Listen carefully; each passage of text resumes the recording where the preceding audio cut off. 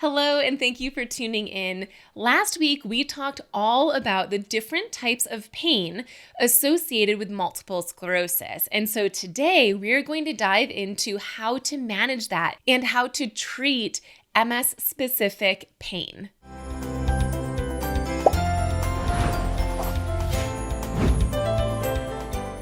So for MS, typically sensory and pain symptoms are treated with medication. So there's lots of different options out there, and it also depends on what is causing it. So some of the examples like gabapentin and amitriptyline, sometimes antidepressants, those can be helpful even for orthopedic. So even if you had a musculoskeletal or orthopedic cause of pain, like a pinched nerve, you for sure do stretching and orthopedic type exercises, massage, you name it. And your doctor might also give you a medication. But with MS, typically it's just the medication that's going to be helpful because it's more of that internal spinal cord damage that we're trying to heal and work with. So common medications for MS that are given for pain or any type of sensory symptom might be Botox, pulsed magnetic field, baclofen, that's one of the most common ones, gabapentin, amitriptyline, duloxetine, pregabalin, and antidepressants. Now that's just a few. There's tons that are not on this list, but these are some of the most common ones.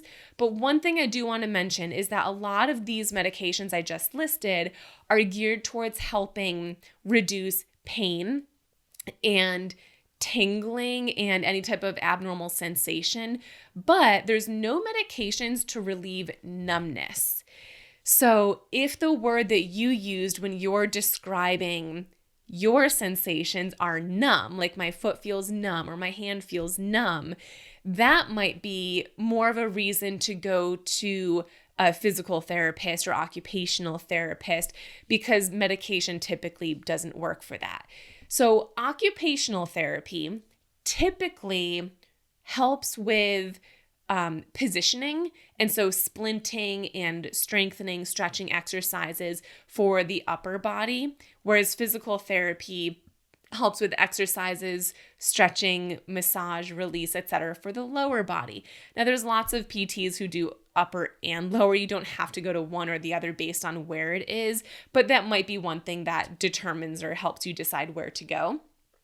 So again, occupational therapy can help with splinting. You might see like a cast, and usually it's temporary, but a cast or a splint, a brace around your wrist or your foot or something to help with the pain that you're feeling, and exercises. Physical therapy are exercises as well, stretching, electrical stimulation, and desensitization.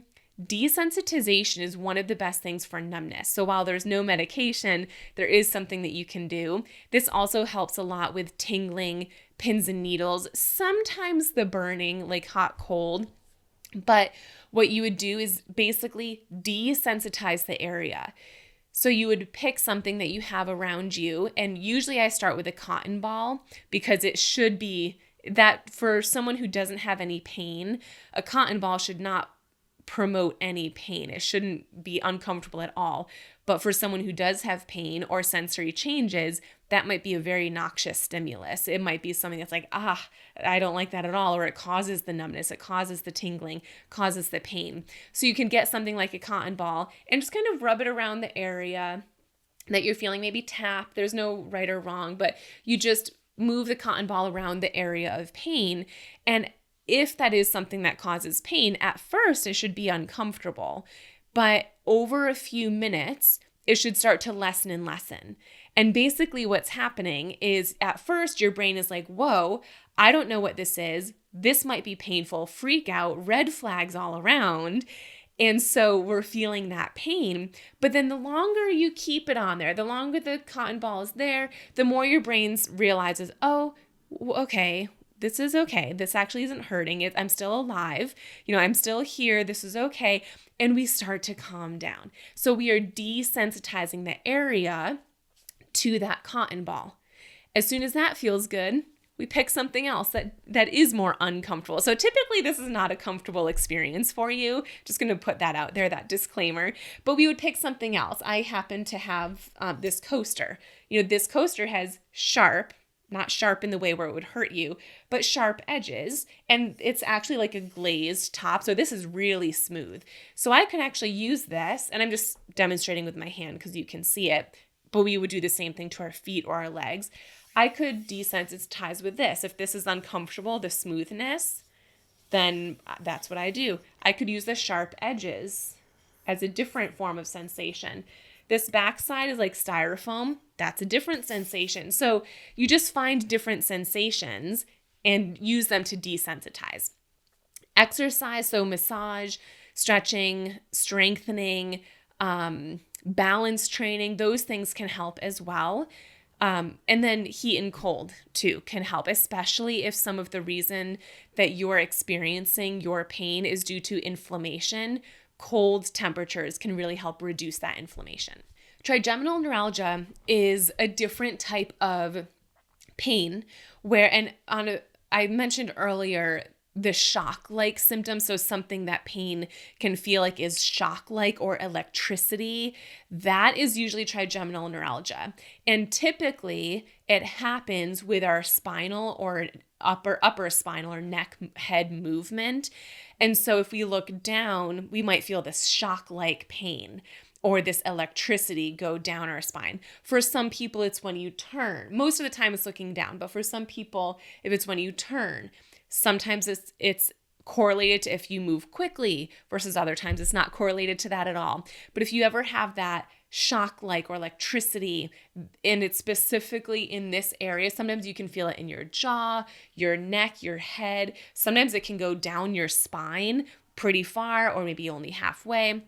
That is more associated with trigeminal neuralgia. One thing that's important to mention that I may not have mentioned so far is I'm listing all different types of pain. It's absolutely possible to have multiple. You could have optic neuritis and paresthesia and trigeminal neuralgia. Or you could have optic neuritis and neuralgia, the regular kind, not trigeminal neuralgia, and spasticity. And so there definitely can be some overlap for sure.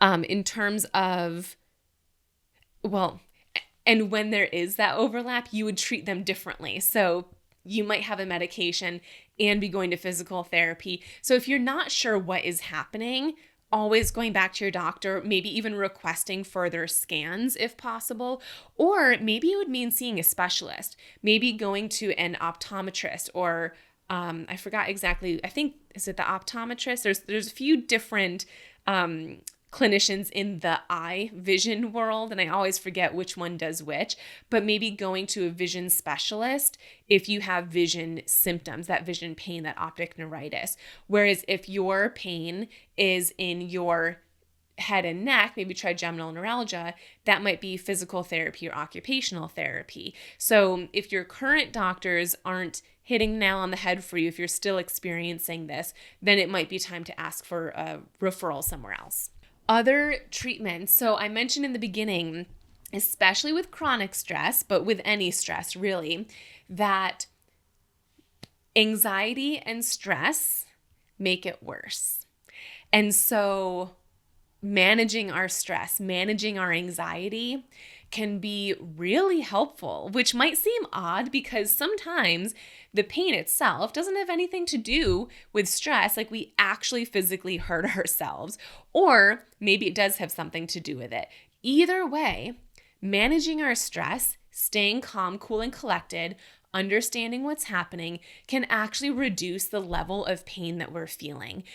Managing stress is so individualized. One thing that I have been loving over the last 2 years or so is coloring in a coloring book. And this might sound silly, but I purchased an adult coloring book, and I specifically chose like flower shapes because to me flowers are calm and nice and pretty. And I specifically chose one that's kind of like, it's not a child's coloring book. It was an adult one, but it's on the easier side. It's not super intricate. There's not tons of tiny little things that you got to color in. That to me is stressful. I just want to color to reduce stress. So the one that I got has nice big flowers and it's big coloring. And so choosing something that works for you is what's going to be best for you. I might be talking about coloring right now and you might be thinking, I can't hold on to a colored pencil, or that I would never be able to do that. That would be so stressful. Maybe you prefer focusing on your breath or meditation or belly breathing. There's so many different types of calming solutions. There's guided meditation versus non-guided meditation. Do you remember those desktop sand boxes and it comes with a rake?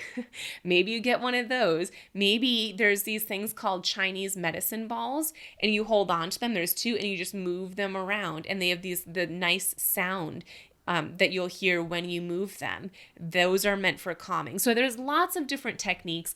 Please don't think that if you've tried meditating and it didn't work for you, there's nothing you can do to reduce your stress. There's always something you can do to reduce stress. It's just about finding what does reduce your stress, even if it's something non-conventional like coloring in a coloring book. Resting. And I want to emphasize resting guilt-free. If we are resting because we're in pain and we know we should, but we're thinking about, I should be doing the dishes, I should be making dinner, I should be making a grocery list, I should be doing laundry, I should be doing XYZ, it doesn't feel as restful. And the more active our minds are, the less rest our physical body is getting. And so resting guilt-free is really important in managing pain. Distraction or focusing elsewhere, of course, especially for chronic pain.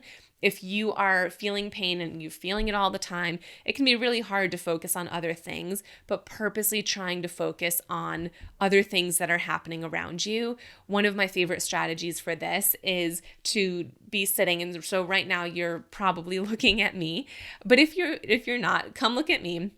And then I just want you to move your eyes or your head to look at something else that you have near you. And so I've got a lamp here. And so I'm just going to look at the lamp. And I'm just really focusing on the lamp. Is the light on or off? If it's on, mine is on. Where is it shining? This one in particular is shining up. What shadows is it leaving? There's a line on the wall vertically.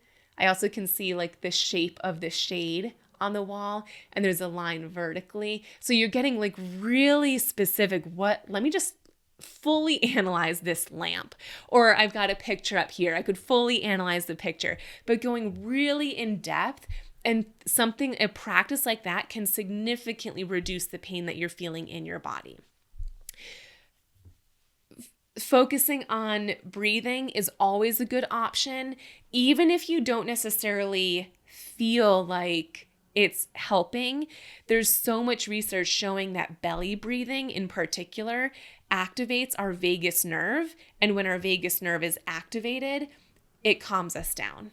It reduces fight or flight mode. It reduces inflammation. So belly breathing, just a quick reminder in case you don't know, is when you inhale and your belly puffs out. And when you exhale, your belly comes in.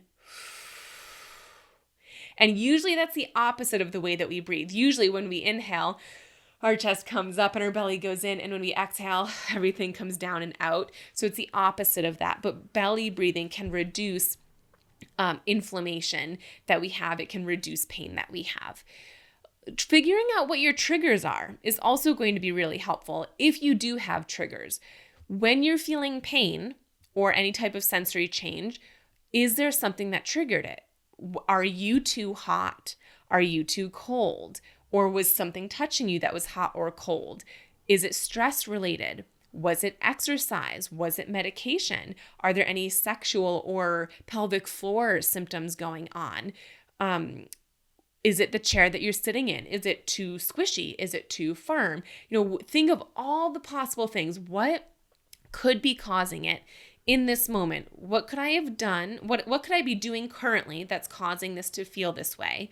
Or what could I have done an hour ago or 2 hours ago?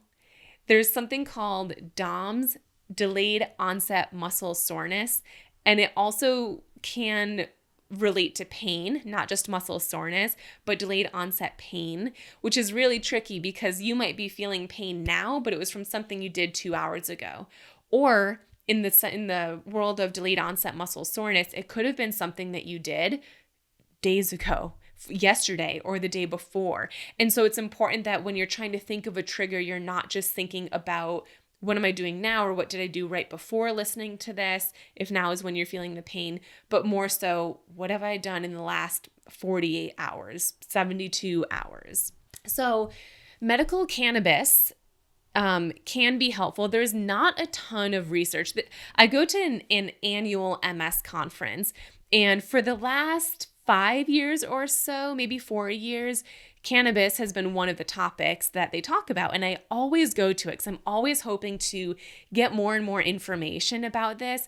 And basically the result is there's not enough research yet, at least in the MS community, to specifically say that, yes, this is something that we can do for pain or for spasticity or XYZ, sleep. So according to research, it looks to be helpful anecdotally, but there are no specific guidelines yet.